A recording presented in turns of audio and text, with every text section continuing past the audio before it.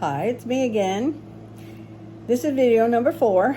In video number 3, I was talking about how my heart was just aching for the mothers. I made the comment that my heart not only ached for Charlie Kirk's mother, but also for Mrs. Johnson, and that was my mistake. It's Mrs. Robinson, not Mrs. Johnson, so therefore I wanted to clarify. If you have looked at my description, it clearly states that I have a list of things that I feel a platform that I could speak about.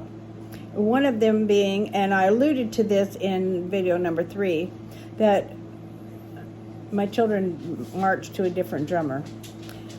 I want to talk today about being the parent and a Christian parent of a transgender person. Now, my Christianity is more of a spiritual thing than a religious thing, simply because I don't follow all the so-called doctrine of the churches. However, I am a firm believer in my Lord and Savior Jesus Christ and his followings. So all of that being said, I want to address anybody out there who is the parent of a child, whether they're children or adults. That is what they're called today, transgender. Now, my daughter, like I said in the video, took her own life.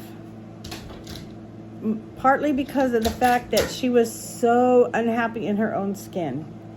Now, I'm telling you that I tried everything. I tried therapist, I tried medication. I mean, I paid for everything that I could do to try to help her to be a well-rounded individual. She was still bipolar, hated herself in her own skin, notably so turned to drugs and alcohol to ease the pain that she was in because she couldn't cope. And that breaks a parent's heart, no doubt. No doubt it does. It's so difficult to stand by and watch.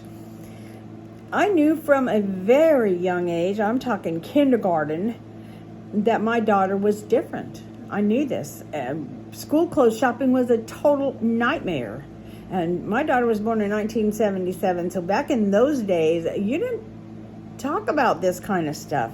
It wasn't an open subject like it is today. And I'd often said, she's been gone 16 years, that in the 16 years she's been gone, how it's much more acceptable to even talk about it than it used to be, let alone do something about it than it used to be. I said if she could have just hung on until she saw Bruce Jenner, a world-renowned gold medal athlete, to turn from Bruce to Caitlin, I think that's her name, and if it's not, I apologize. But it's just mind-blowing. So what I'm trying to say is, living as a parent, watching this, it's difficult. And if you're going through it, my heart goes out to you, because you're damned if you do and you're damned if you don't. And today's society is sure not making it any easier. They talk about it a lot, that, it's supposed to be more accepted, but it's not accepted. It's just not. And you can push it under the rug, and people can try to be kind, and people say it doesn't matter and this and that, but bottom line is, it's there. It's there. And I can attest to the fact that they're born like this.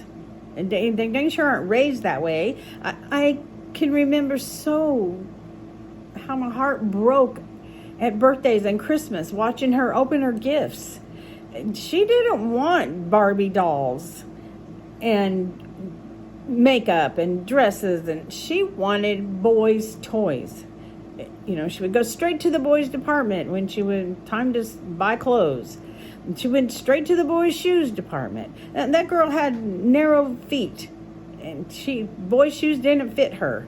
Everything I did had to be what I called back then, unisex. T-shirts and jeans. The child would literally get hysterical in the dressing room if I made her put on a dress. She had to go to a function one time, and we went in to the dressing room with dresses, and I literally watched an 8-year-old little girl break down in a panic attack and just absolutely be crushed looking at herself in the mirror in a dress.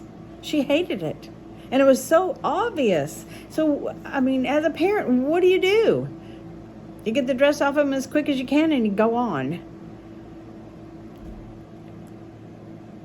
If you're a parent in this situation, and I'm talking to women and mothers, whether your child's still here, is an adult, is a young child, I'm no scholar.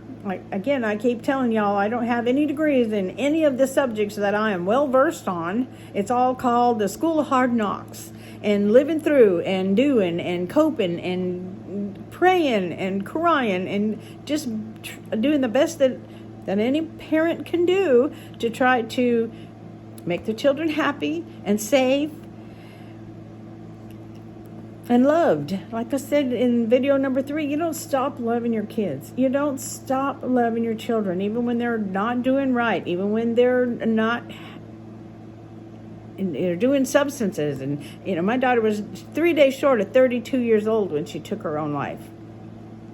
So I had lived a lot of this with her.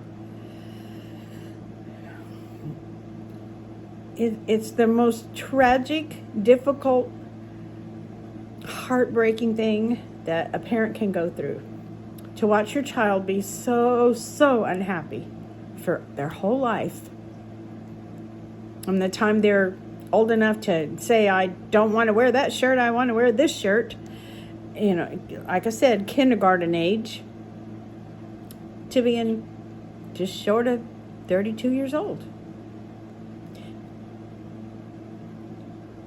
All I can say is, been there, done that.